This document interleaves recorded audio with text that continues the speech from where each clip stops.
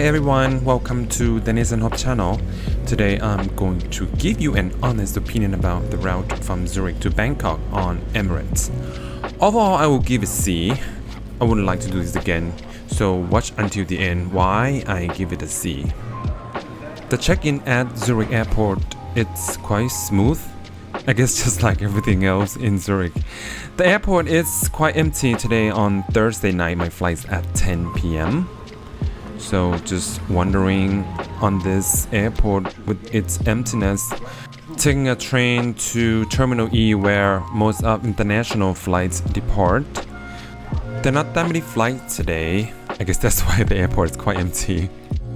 There are multiple lounges you can use at Terminal E.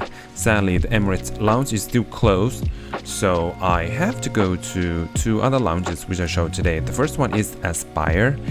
It's not that big compared to the other one, which is called Prime Class. You can use many cards if you want to use this lounge, and I happen to have Priority Pass. I can use it. It's quite nice inside, and there are many options for food and drinks. Okay, 9:30, time to get on the plane. This is Boeing 777. As you can see, it's quite spacious on, well, at least the front of the plane. There are two legs on this route with a stopover in Dubai. The first leg departs from around 10 p.m. and will arrive in the morning in Dubai around 7 a.m. Welcome drink and some nuts to get all started.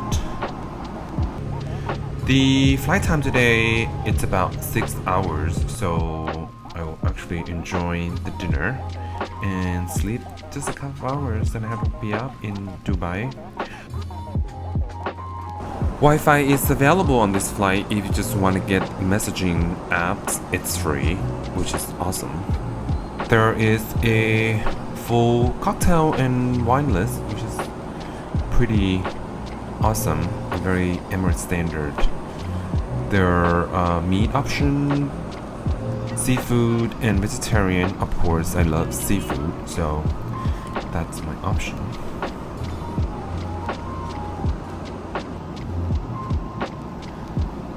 I pair my seafood with red wine. I know, he drinks red wine with seafood. What a faux pas. Please sue me. The fact that I like red wine because it put me to sleep easier. That's why. Here comes the entree, and lastly the dessert, very fruity.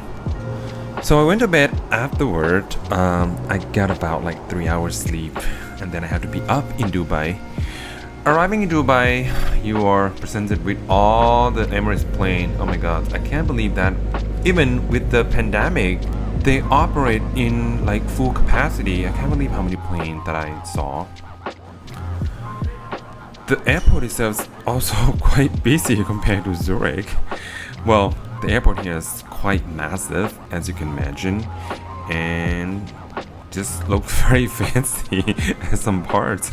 I'm looking for, the lounge where I can crash about 3 hours. That's my connecting time. Voila! I found the lounge. Here's where I will spend the next 3 hours. It's actually, don't call this a lounge. It's like at the entire floor. It goes on and on and on. It has all kind of things. Pre-pandemic, this must be like full. Now, it's kind of like empty-ish. There is a full bar here with all kind of food and dessert. Whatever you need. I have time, so I wander around the business lounge, and I stumble upon this section where you can actually take a nap. They give you a blanket, which is kind of very cool, or get your shoe shine for the next flight. I went to take a shower. The room is quite spacious, but the amenity is not quite all there. There's no comb or Q-tip or a hand cream, small details. Alright, after 3 hours, time to get on the next flight. This flight will take about also 5 to 6 hours. The entire upper deck is actually for a premier class. This plane is huge because it's A380. I think it can fit about like what, 800 people, which is impressive.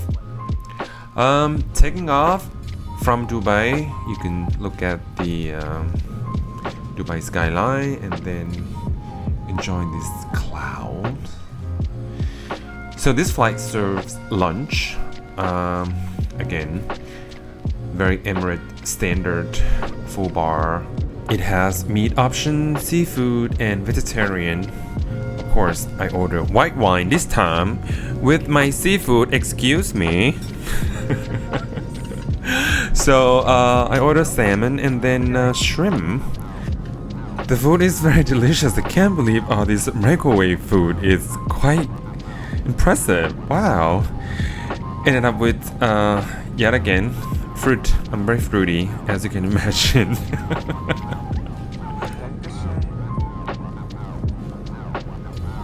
After my lunch, I went to a social area which is on the back of the plane. I love this lady. She's amazing. Her name is Ekaterina. She is preparing my drink, a cosmopolitan. Carrie Bradshaw would approve my choice, but this is cosmopolitan, 40,000 feet above the ground. So enjoy the show by Ekaterina.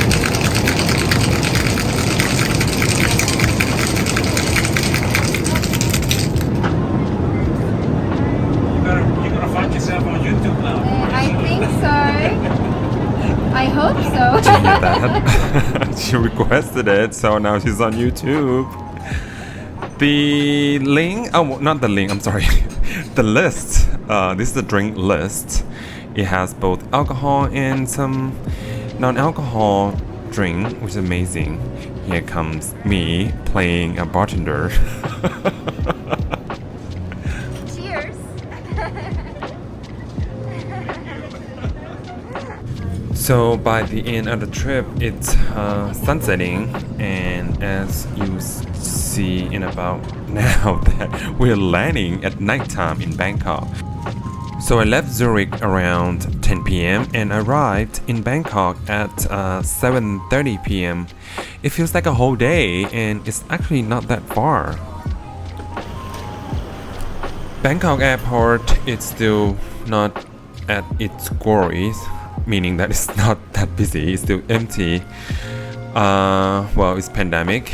There are many checkpoints before you actually get outside and getting for the taxi. In summary, I give this route a C. Timing is not that great. It's actually ruined my body clock. I didn't really get to sleep at all. The duration is okay. It's a bit longer, but it's okay. The connecting time is reasonable, 3 hours. The aircraft is, I give it A. Love the state and of the aircraft, it's well maintained. The service, I will give it to A++. All the crews are polite, friendly, and super helpful with all your needs. And I'll give it A+++ for Ekaterina, who's being so kind to me. Thank you so much. So it's a wrap for this review of the Zurich Bangkok route on Emirates. I'll see you next time. Goodbye now.